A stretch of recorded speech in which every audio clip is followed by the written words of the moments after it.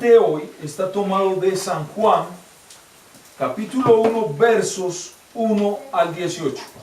Y dice así: en el principio ya existía la palabra, y la palabra estaba con Dios, y Dios mismo era la palabra. En el principio la palabra estaba con Dios. Por ella fueron hechas todas las cosas. Sin ella nada fue hecho de lo que ha sido hecho. En ella estaba la vida, y la vida era la luz de la humanidad. La luz resplandece en las tinieblas, y las tinieblas no prevalecen contra ella. Hubo un hombre enviado de Dios, el cual se llamaba Juan. Este vino por testimonio, para dar testimonio de la luz, a fin que todos creyeran por él. Él no era la luz, sino que vino para dar testimonio de la luz. La palabra, la luz verdadera que alumbra a toda la humanidad, venía a este mundo. En el mundo estaba, y el mundo fue hecho por ella, pero el mundo no la conoció. La palabra vino a lo suyo, pero los suyos no la recibieron. Pero a todos los que la recibieron, a los que creen en su nombre, les dio la potestad de ser hechos hijos de Dios, los cuales no son engendrados de sangre, ni de voluntad de carne, ni de voluntad de varón, sino de Dios.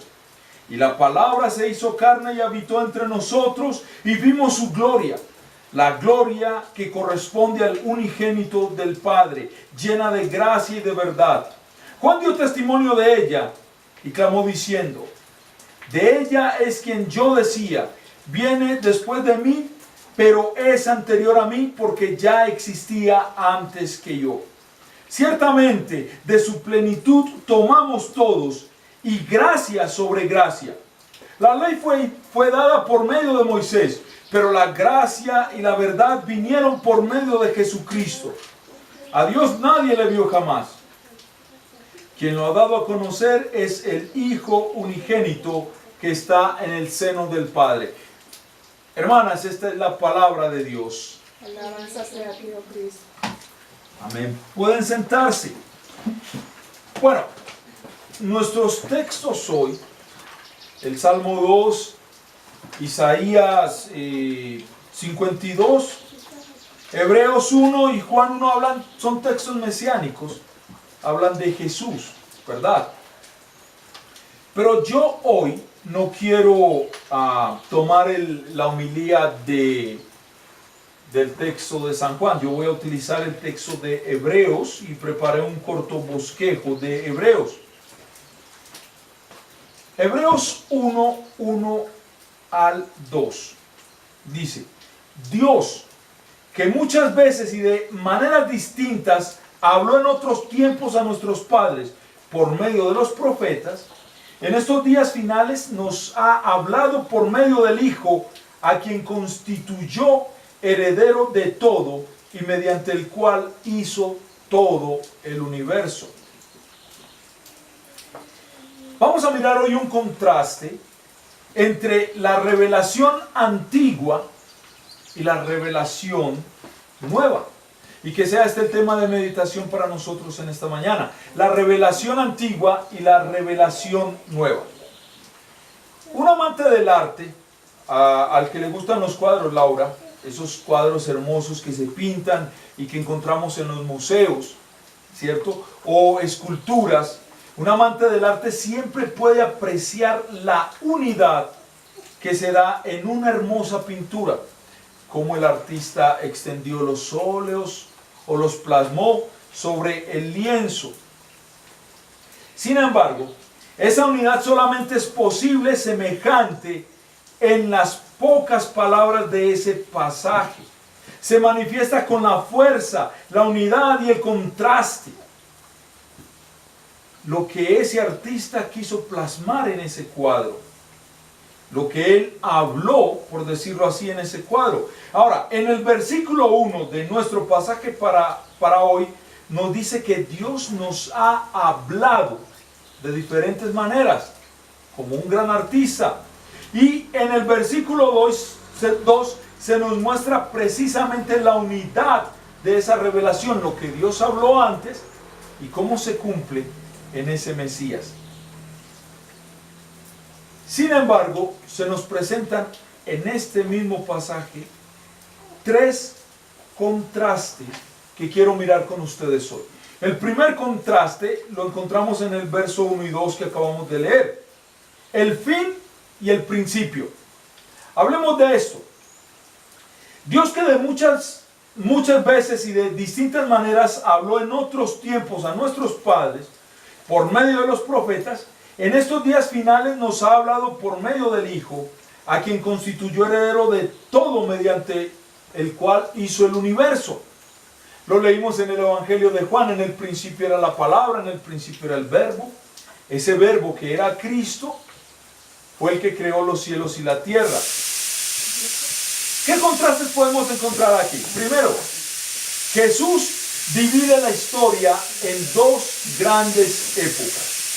Antes de Cristo, ¿cierto, Esteban? Y después de Cristo.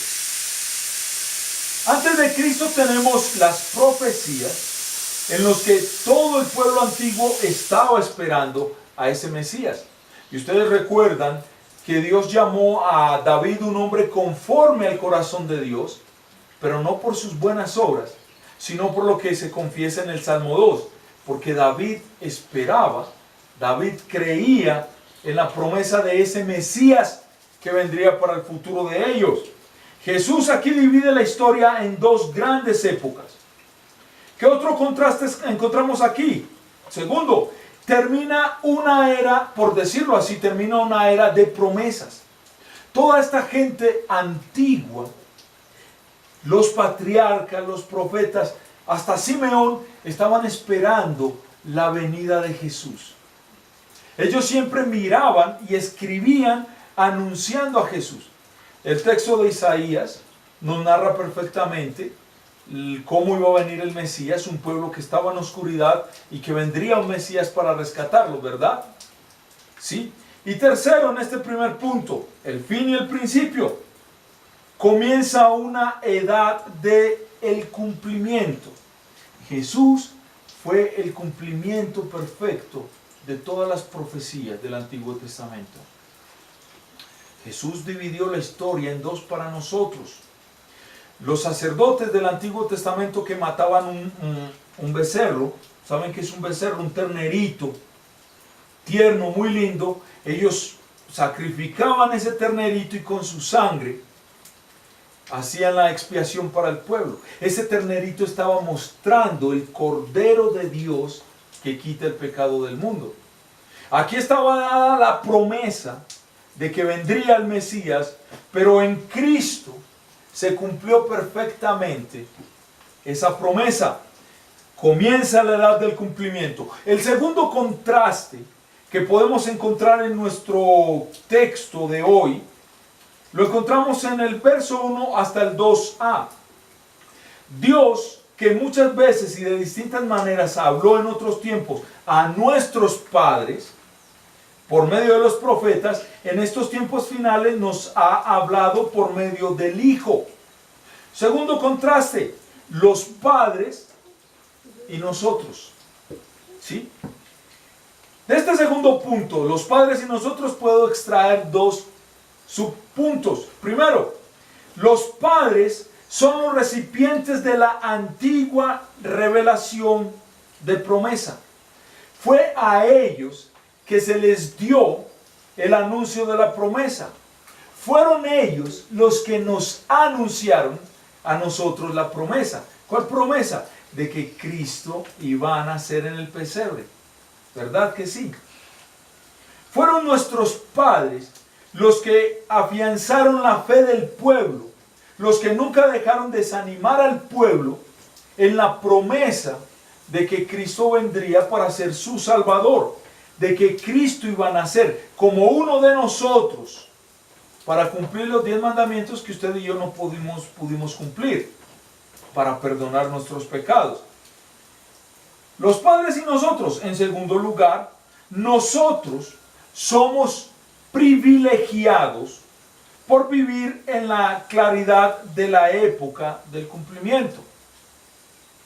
Somos privilegiados, sí, porque ahora, por la promesa que se cumplió en Cristo, nosotros recibimos la salvación. Somos nosotros ahora los que tenemos ese cumplimiento. Los que en el santo bautismo, cuando sí te bautizaron una bebé, a Laura también, cuando los bautizamos, te haces parte del pueblo de Dios, ¿sí? Te haces parte de esa promesa de que Cristo vino para salvarte a ti, para salvarme a mí. Y el tercer contraste lo hallamos en la parte B. Sigue siendo en la misma parte A de estos versículos, del versículo 2, los profetas y el Hijo. Dios, que de muchas veces y de distintas maneras habló en otros tiempos a nuestros padres por medio de los profetas, ¿sí? Profetas hablando a nuestros padres, en estos días finales nos ha hablado por medio del Hijo, a quien constituyó heredero mediante Él, el que hizo todo el universo. Los profetas y el Hijo. 3 breves puntos aquí. Los profetas representan los múltiples instrumentos usados por Dios para revelarse. El Antiguo Testamento siempre dijo, Dios no va a hacer nada sin revelárselo a sus profetas. De ahí que no creemos que hayan profetas en la actualidad, de verdad. Hay algunas iglesias que dicen que este es el profeta fulano de tal y se levanta y Dios dijo. No. Dios habló a nuestros padres antiguamente por medio de los profetas. Porque eran los profetas esos representantes, eran ellos los múltiples instrumentos de Dios para Él revelarse al pueblo. ¿Sí?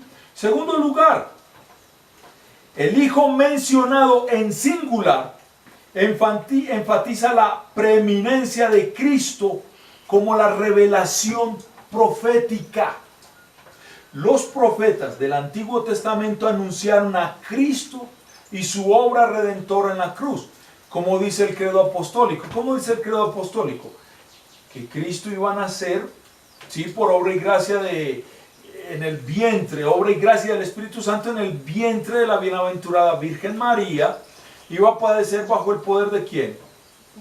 De Poncio Pilato, ¿cierto? Iba a morir, ser crucificado, morir, ser sepultado, y se iba a quedar ahí o iba a resucitar al tercer día. ¿Qué me dices tú, Laura?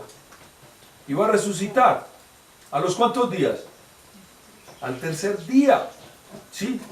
Ahora, se menciona aquí en singular, porque todos esos profetas anunciaron solo a Cristo y su obra redentora.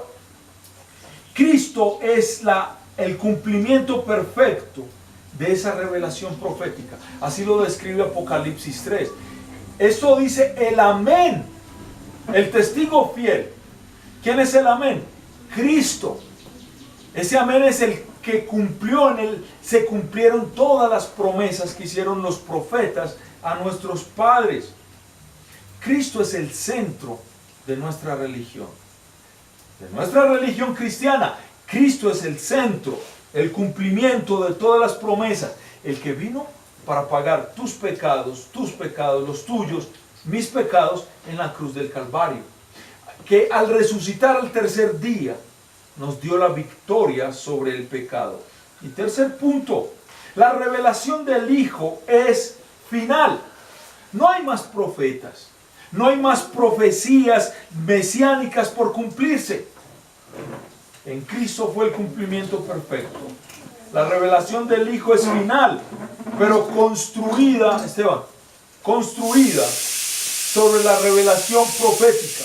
La religión cristiana está fundada sobre los que profetas y apóstoles, siendo la piedra angular ¿quién?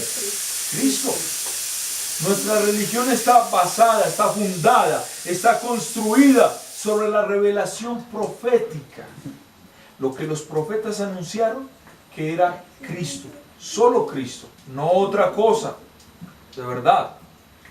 Hoy en día han salido profetas anunciando el futuro, leyéndole el futuro a toda la gente, pero la revelación profética es Cristo.